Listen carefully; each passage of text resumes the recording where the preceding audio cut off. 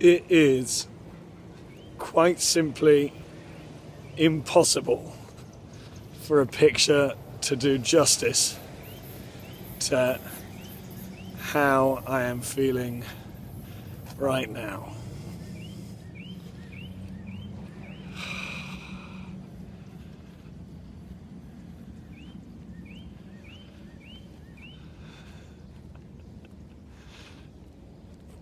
We just had the conference, the General Assembly, an amazing 2 days of getting to know everyone and sharing and connecting, and now we're going to have the Sunday Assembly, and